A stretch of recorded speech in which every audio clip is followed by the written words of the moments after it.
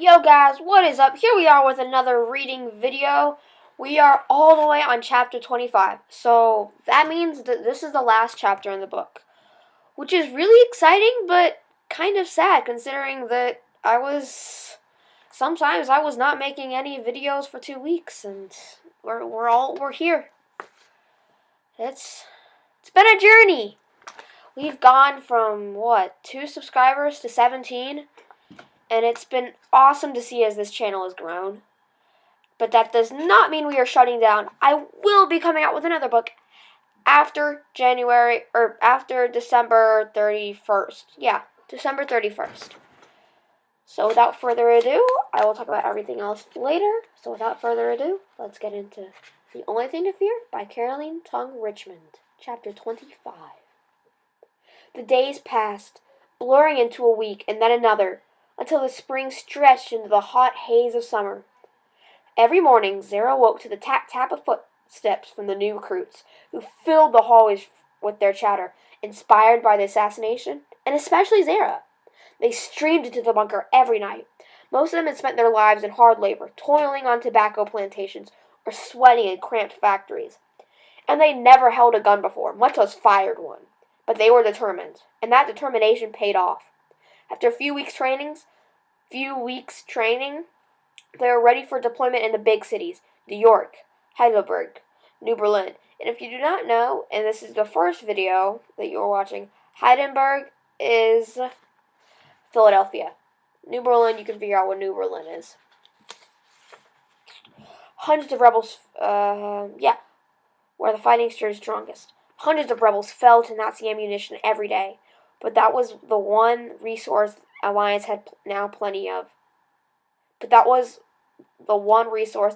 now had plenty of. Manpower. The revolution had marched into a full-out war. While the fighting raged on, Zara hardly slept at night, not when the radio messages surged into headquarters at every hour. As a video of the Führer's assassination spread from town to town, from home to home, thousands of laborers had taken to the streets. In larger cities, the Kleinbrücken snatched any weapon they could find, axes, shovels, illegal guns, and chased and clashed with the Empire en masse, overturning cars and setting fire to Nazi buildings. The war had spread to the smaller townships as well, where farmers and work hands banded together to raid German homes and pilfer German businesses. For the first time since the war, the Alliance had ignited a fire that won't stop spreading. "We need more weapons," Murdoch said at one of the Alliance's nightly meetings. He was a serious man, around the same age as Uncle Red, who spent his life building railroads before joining the Alliance. "Redmond, what's our report on munitions I can't speak! Redmond, what's the report on our munitions campaign? We've launched a raid on Camp Zimmerman for rifles and pistols, and another on Fort Hosser for heavy artillery and tanks," Uncle Red replied. They were sitting around a round oak table nestled in the bunker's main meeting room. 12 chairs circled the table, with Murdoch and Aline sitting at the head, and 10 other rebels fanned around them, including Uncle Red in his new role, the weapons coordinator. "I'm waiting to hear back about the Zimmerman mission, but Fort Hosser was another success. Make sure those weapons get up to New York. The rebels need everything we can give them." "Yes, sir," said Uncle Red. From across the table, Zara flashed him a smile. Maybe it was unprofessional to smile at a serious meeting like this one, but her uncle had done a bang-up job so far. For weeks, he had been organizing weapon raids and hiding the goods in fruit crates and livestock trucks before dispersing them to where they needed to go. She was proud of him. Murdoch moved on to tactical strategies next before he hit the heaviest topic on the agenda, the Alliance's next big strike. So far, they had organized 50 new chapters and orchestrated the death of Richelieu Balder, slowly chipping away at the Nazis' foothold in the territories, but they needed to strike even harder, broader, to crush the Germans to dust.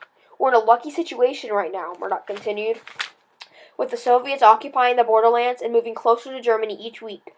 The Nazis are facing a war on 2 fronts without any help from their allies. The Japanese are facing a mass rebellion in China, while the Alliances are stuck in their own muck. The great Nazi Empire is at its weakest point right now. That's why we need to set our heights on Heidelberg." Murmurs rippled across the table, followed by nods. After the Fuhrer had fallen, most senior Nazi officials had fled to Heidelberg, hoping to regroup and rebuild their regime. The Allies would have to stamp them out if they wanted to scatter the German leadership even further. "We are forced to be ready in 2 weeks," Murdoch said, directing his question at Zara. Zara studied the wobble in her voice. From the corner of her eye, she saw her uncle give her an encouraging nod. "We'll be training day and night until then, sir." "Good. How many soldiers do you have now?" 15. Another anomaly arrived last night from the Hudson Valley.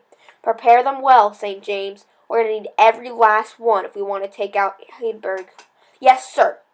The meeting soon moved onto the Reds and how they had recently crossed into Ukraine, heading closer and closer to Berlin. But Zara's thoughts had drifted to her recruits, her very own troop of anomalies. After Bastian had left, she'd been itching to get back out on the front, but Murdoch thought it was too risky with the hefty reward on her head, not to mention the posters of her face plastered throughout the territories.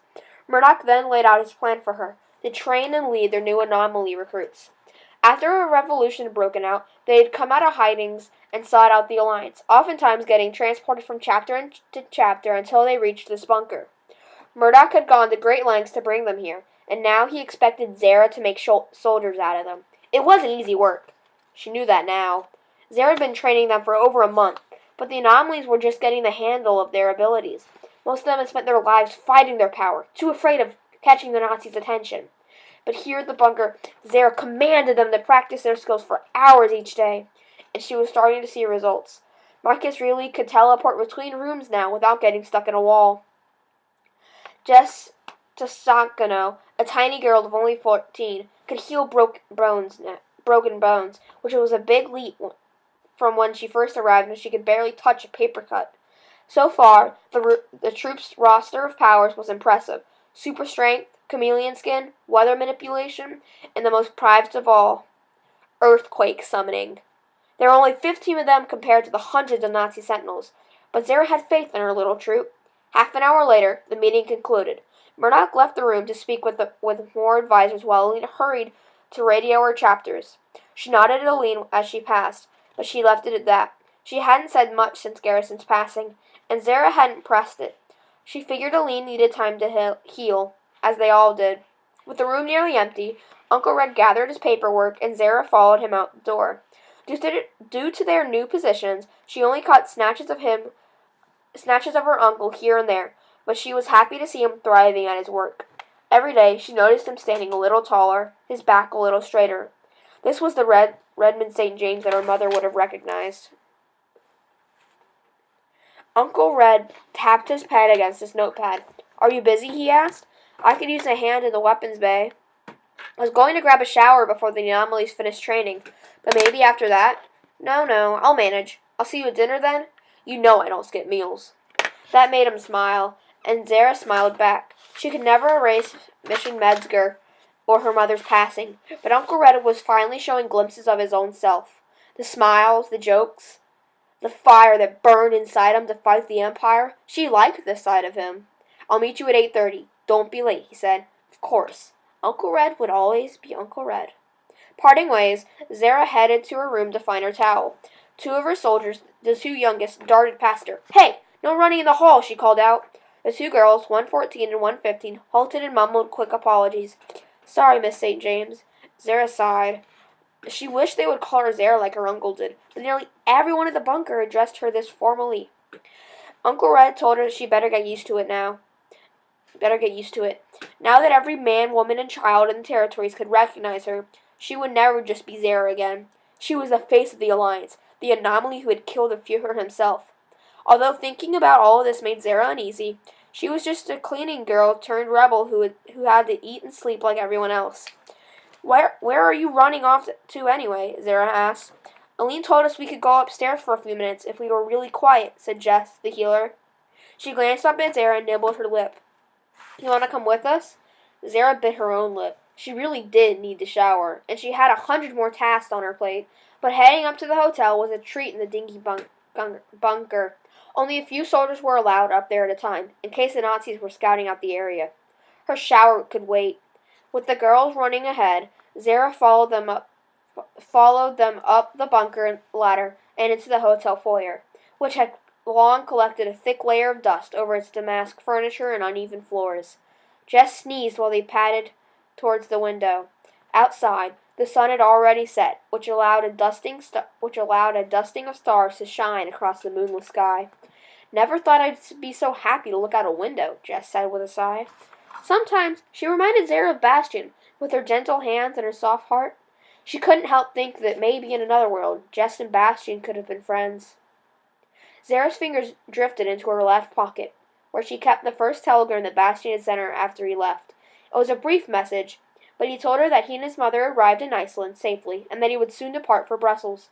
The Widerstand had already asked him to pen an essay for their underground paper, and had set up a radio interview upon his arrival. He was doing well, he said, excited yet nervous. At the end of the message, he had written simply, "Remember that night by the stream?" That little sentence made Zara flush. Even weeks later, their night at the stream had been the night of their kiss. She'd written him back, of course, but hadn't yet received a reply. She kept badgering the comms team if they had heard anything from the Widerstand, but the answer was always the same. Not yet. It's going to be hard to get in touch with them. Patience. She needed patience.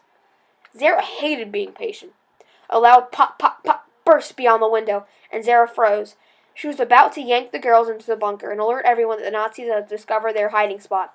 But then she saw the radiant colors spreading above the tree line. The little bursts of silver and red and ribbons of green. Bursts of silver and red and ribbons of green. "Fireworks," the girls said. "Somebody in town must have found some." Zara relaxed as the lights sprouted above them. Maybe the citizens of Wardensville were in a festive mood. Zara herself hadn't seen fireworks in years. Not since she was little and her mother had lit a few for them. It had been an evening much like this one, with a clear sky and a quiet night, and their eyes so bright. July 4th! Suddenly Zara remembered the current date, the old Independence Day. A smile spread over her lips. Huddled against the window, she watched the fireworks pop and wane, filling her eyes with their exploding color. She wished her mom and Miss Tally were here, watching alongside her. Then her mind drifted to Bastian, who was so far away, who could be staring up at the very same stars, half a world apart. Finally, Zara thought about this new world springing up around her feet, a world without Führers or Heil Hitlers, a world where fireworks would rain the sky instead of sentinels and gunfire, where a German boy and a half-Japanese Kleinbrocher could stand next to each other, hand in hand, without their past splitting them to pieces. Zara yearned for such a world, and she would keep fighting until she found it. And that is the end of The Only Thing to Fear by Caroline Tung Richmond. So, where to go from here? As the holidays are coming up, I expect to receive a few books. At least a few. So, I am hoping, if not, I have my birthday around this time, so I'm hoping to get some money so that if I don't get the book that I want, I can buy some. I'm also hoping to receive a new microphone, so my audio will be much better than it is right now.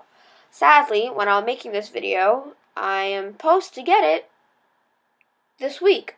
I'm making this the 24th of November. So, yeah, so where to go from here? So, I will be taking a break from YouTube until January.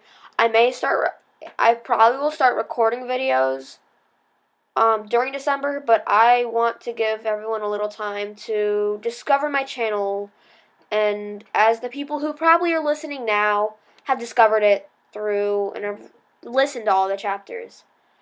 So I'm going to let people kind of discover that, and really as you are probably listening, you are a school student, or you're not listening by now because you accidentally clicked this, which I am sure many of you have done. So, I don't know where to go.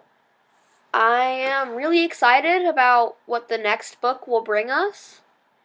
I am hoping let me go look it up. Let's see. Other Books by Carolyn Tongue Richmond. Here you go. Let's see. What is it called? The Darkest Hour. The Darkest Hour. Okay.